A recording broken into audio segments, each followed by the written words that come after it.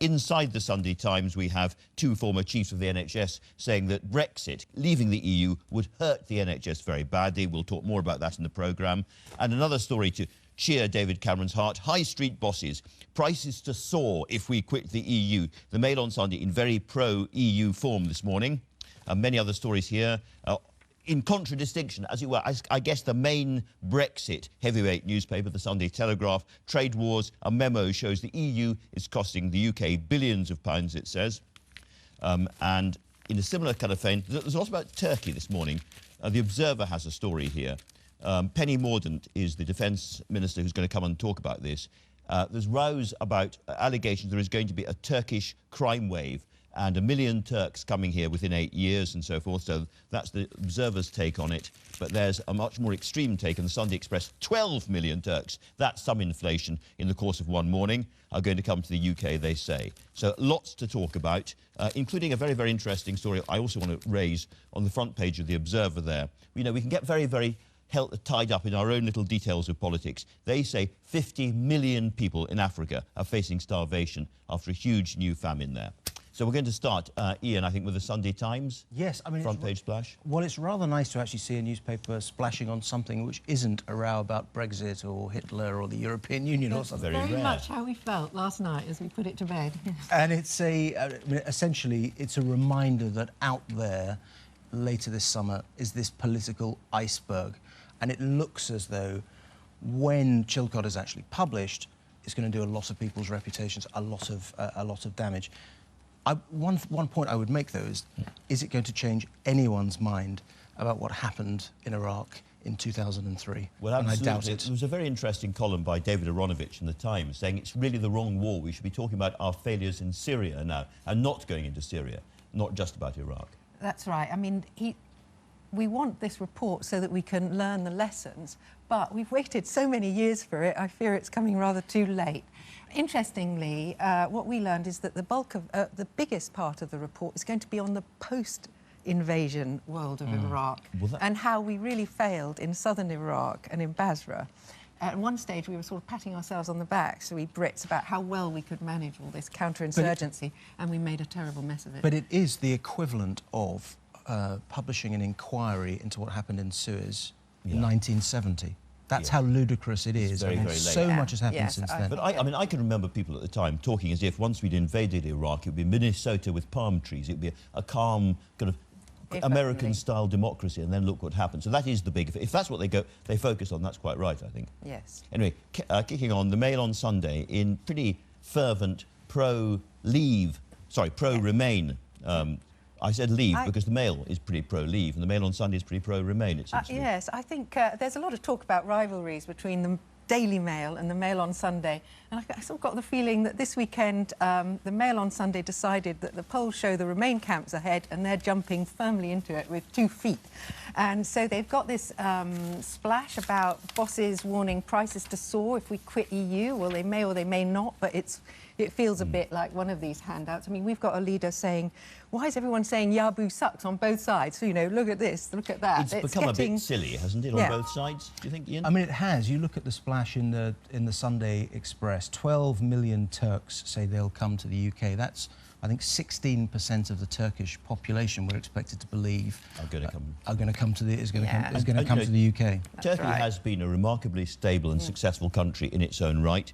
And there is a real question as to whether we should or should not have Turkey inside the EU, given its record and given the fact that it's the buffer to the Far East. Well, David Cameron says Turkey's not coming into the EU, but Penny Mordaunt, I think, will argue that it is. And The Independent on Sunday on its website goes into that and says, oh, it's overhyped, etc. So perhaps you'll ask. We're getting to the absolute heart of it. We're getting to the end game of the EU referendum campaign. And over the next 3-4 weeks, it's clear that questions of migration are going to move right to the top of the agenda. It's migration versus economy at the moment, isn't it? Precisely. There's a wonderful clip which has been all over the internet from an old documentary of Boris Johnson advocating Turkey coming into the EU. And in fact, we can just see a moment of it because we're going to be talking about Turkey later on.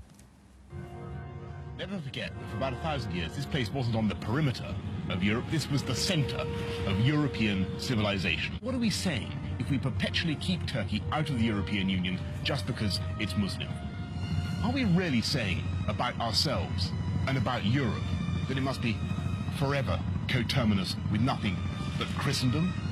Well, try going to Bradford and saying that. And I guess, on the other hand, there is real worry about huge numbers of people coming in. I had Theresa May on, and it seems to me the government doesn't really have an answer to the, as it were, the Brexit argument that if we stay in, there is just going to be millions and millions more people coming in over the next 10, 20, 30 years. It's clearly the killer argument for the Brexit campaign, but it comes attached with all sorts of dangers, because there's a certain kind of voter that if they hear that, they hear a racist dog whistle and don't want to be associated with the Brexit campaign. So it's very high risk by Brexit. I mean, the risks that are being taken by some of the politicians involved as well. There's a terrific piece by Iain talking about Boris and posing the question that in this referendum campaign, has Boris blown it, and has he done fatal harm to his leadership ambitions? And there's a wonderful line at the end where he says, and while Boris's cavalier style can be attractive, it's worth remembering the Roundheads eventually won the Civil War, which is a rather nice way of putting it. Ruthless discipline. We're seeing a bit of ruthless discipline at the moment. I love that clip, though. Isn't Boris part Turkish in his ancestry? I would like to be. There's a de Pfeffel bit somewhere in the ancestry. Yes, it doesn't sound very Turkish, but I think it might be. Yes. Now, the other big story of the day, as I was saying earlier on, is the NHS. And you've got two former NHS bosses writing in the Sunday Times saying, you know, leave the EU and all will be terrible for the NHS. Well, which is a bit odd in a way, because the Brexit campaigners are saying, here is £10 billion you can have. Well, if you believe that the Eurosceptic Brexiters are the sort of people to pour lots of money into the NHS, I think you're in fantasy land. On the other hand, if you believe that leaving is going to seriously affect the NHS, you might equally be. So it's interesting, though, what these chief executives of the NHS say, because what their argument is, apart from anything else, we're staffed by a lot of European doctors, nurses, etc. Yes. And as ever, they're trying to say it's a risk. Why take the risk of leaving? And it also, I mean, you can set your watch by this in general election campaigns and referendums, that with 2 or 3 weeks to go, both sides start to invoke the NHS, this great sacred cow, and say that if you don't vote one way or the other, the NHS will be destroyed. Absolutely. And of course, we're just at this moment where the junior doctors have settled with Jeremy Hunt, so we are going to get the 7-day NHS. And it now looks like the consultants have done the same thing, which is a big moment, actually. It is. I think things are finally going the patient's way. And that's a very good thing. I mean, we want a 7-day NHS. It's something Sunday Times has campaigned for, and consultants were always very resistant to, but there's just too much evidence of families not getting the right treatment by, you know, if you fall ill on a Friday night or a Saturday night. At the wrong time, yes, OK. Iain, Saving Your Blushes, CapX is one of those sites that I have to say I go to quite a lot. You've got some really great writing on it. Thank you. And you've chosen one of your stories which is about to be posted, or has just been posted. It's just been posted, yes. And it's, I mean, I've been very struck by just these extreme scare stories on either side. And I think what's interesting about this piece, written by on Brexit, which is written by Mark Field, who is the Conservative MP representing the city of London, this great financial global hub. And I think it's a rather nice piece, because he's acknowledging, even though he is for Remain, that the city would survive, but that it would be damaged. It would be damaged over the longer term. But he's not saying that essentially the place shuts down within 6 months of a Brexit vote. And I think that's one of the things which is probably annoying a lot of voters, is that there's no room for nuance or subtlety in this debate. It is becoming very, very, very polarised. I guess some people will be watching the show and say, what is CapX? What's the philosophy behind it? Where do you stand? So just give them a quick... It's the world analysed intelligently from a pro-market perspective, essentially, and we write about politics, economics, globally. You're pro-market. All right. Now, we know where the Sunday Times comes from, Sarah.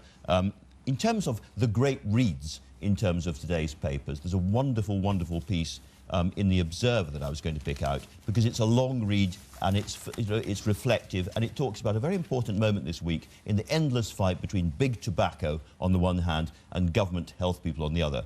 And as of this week, we're going to see all tobacco brands, those things we used to carry around, Marlboro and Camels and all the rest, are going to vanish. All the things we gave up, thank goodness. And it's just going to be plain green packets.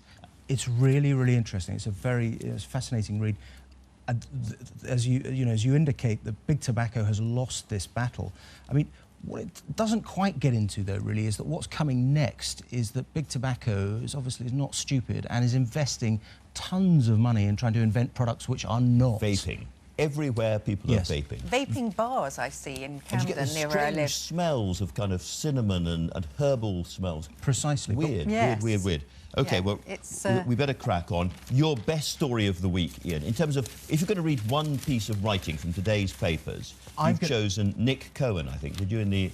Well, yeah, Nick Cohen has a magnificent column on Venezuela and the left, pointing out that it's only a couple of years ago that the Corbynistas were holding up Chavez's Venezuela as this great icon.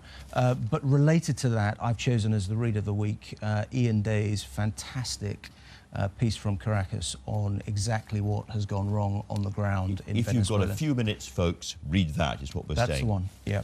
And Sarah, the other thing I think we should talk about is Africa, because, you know, as I was saying earlier on, we get obsessed by what's going on in British politics, not unnaturally. But meanwhile, around the world, bigger things are happening of all kinds. And the Observer, I think a cry out to the Observer for spending a lot of time on 50 million people facing famine after the crops fail again in Africa. This is caused by El Nino. I'm going to try and find the piece. Now, I'm going to fail to find the piece. Now, here we go. There we go. I guess no rains, a meagre harvest, and El Nino is ravaging a continent, it says.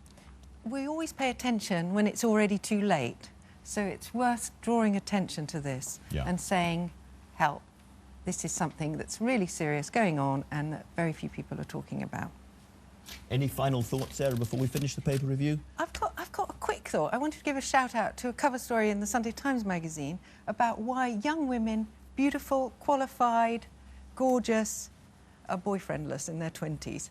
Funny phenomenon going on out there in the world. There'll be lots of people on the sofa saying, me, I can help. But anyway, thank you both very much indeed. Absolutely fascinating. And you might think recently that after running 27 marathons in as many days, the comic Eddie Izzard would like a nice rest. But no, tomorrow he embarks on a 31-city tour of the UK to drum up support for the campaign to remain in the EU. And he's with me now. Hello to you, Eddie. Hi. Thanks for coming on. Thank you very much. Now, it's been much talked about in this campaign that people talk about the Project Fear on one side, Project Fear on the other. But you are one of those relatively few people in public life who's prepared to say, I love the EU and this is why. I wouldn't term it that way. I'm very